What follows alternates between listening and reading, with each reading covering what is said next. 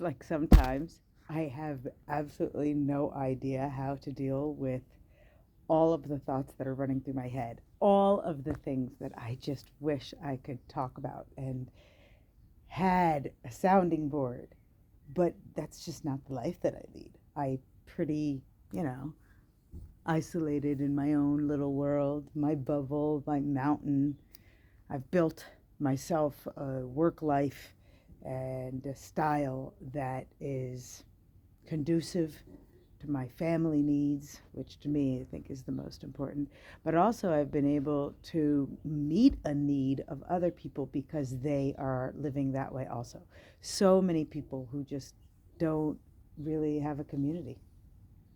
They might feel like an outsider. They might have had an awakening after October 7th. I don't know.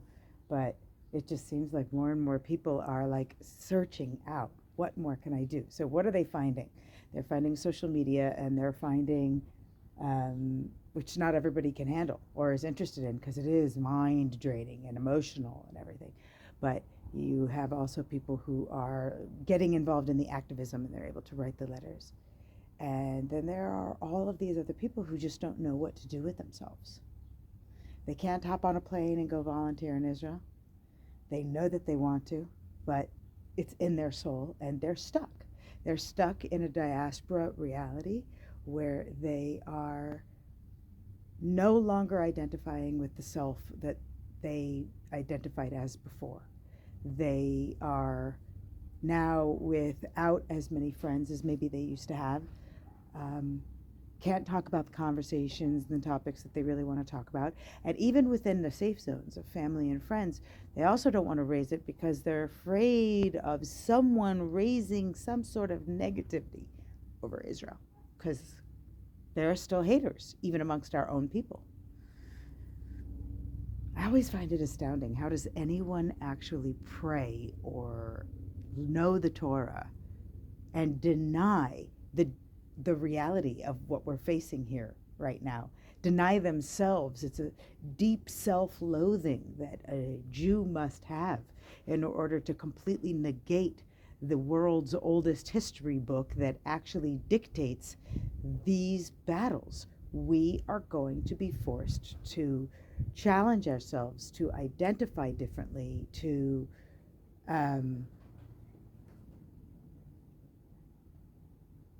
find new avenues for how we can express ourselves, because otherwise we're just going to be stifled inside.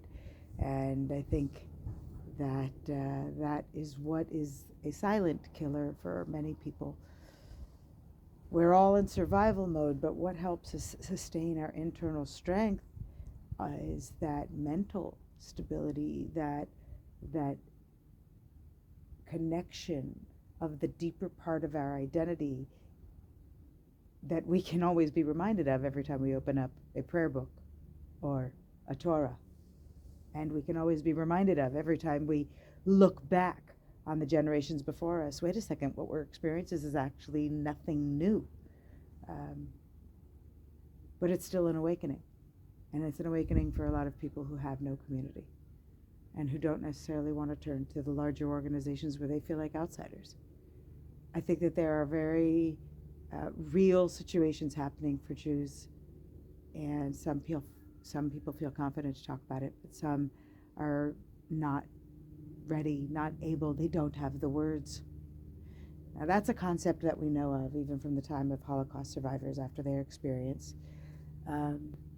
where they didn't have the words to describe what they had gone through. And if you think back to 20 years prior to the actual extermination process, there were also situations they didn't have the words to describe the type of persecutions that they were having to face, the antisemitism in the workplace, in the school systems. And if they did say something, they were usually told to shut up. So, it's also a behavioral response that we're seeing happen amongst Jews that is regurgitating itself.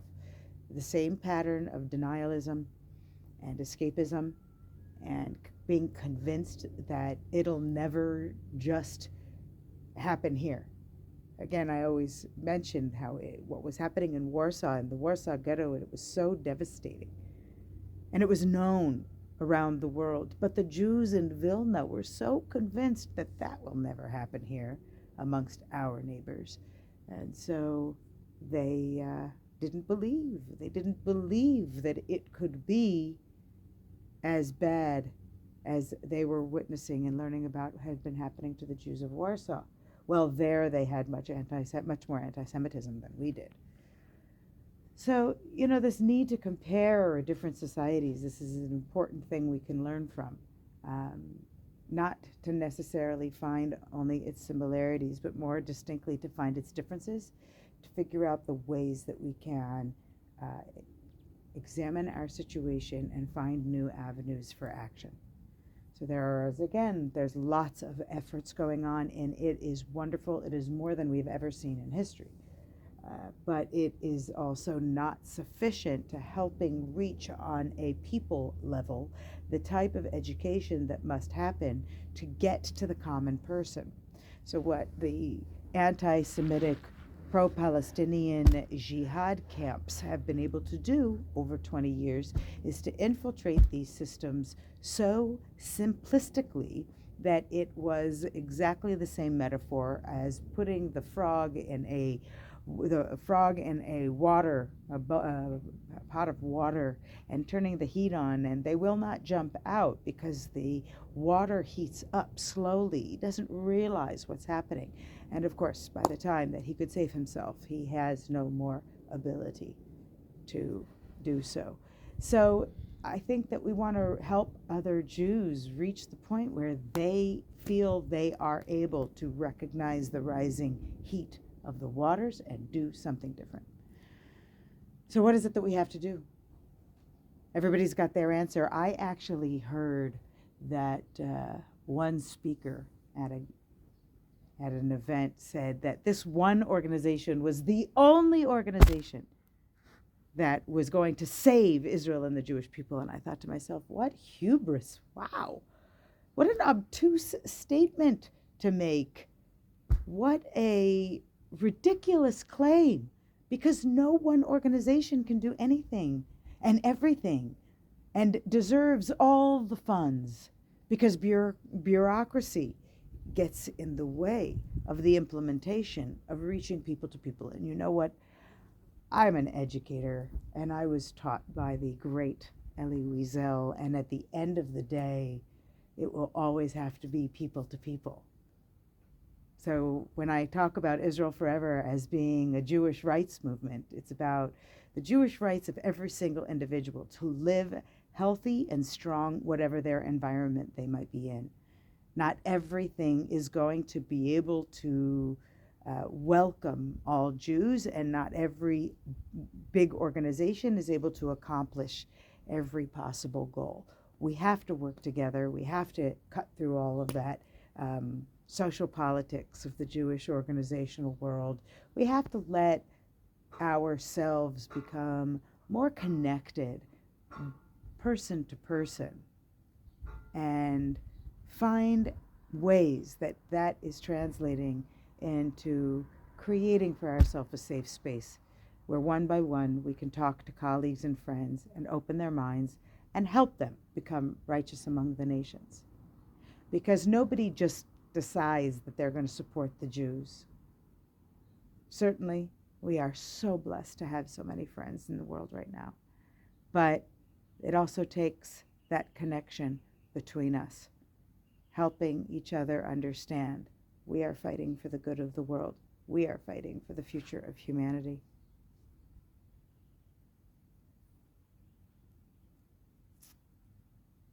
There's a long war ahead. Israel is used to short wars. Or at least modern day Israel. I think in the old days, they actually understood that no real war could be won in a single battle, and that the longevity of our fight and our sustainability and our sustenance and our faith and our confidence in God that He is going to guide us and bring us to victory. We are really winning the war of the world right now, and everyone hates us for it. Whatever. They'll eat their words at the end of the day, and Israel will once again survive and thrive. So what we need to do is recognize that the next phase of the war is going to be the resentment against that success, and it's going to happen in the diaspora. And we're going to need to give all of those virtual citizens of Israel, as I call them, the type of strength that comes from being Israel strong. It needs to be a system of people to people connections for community understanding in the virtual global community. And that is how we're going to break down some barriers and help people like really feel connected. I think that people are all doing this in different organizations, and that's awesome. And I think it needs to just happen also in smaller enclave social groups, ways that you can put together a kind of program that just invites and welcomes people to come and open up to with each other, even if it's not necessarily a physical presence. That type of connection can sustain our soul. It can sustain our community feeling, our feeling of belonging, and our feeling of knowing that others understand us and can relate to us. Because, wow, it doesn't end here.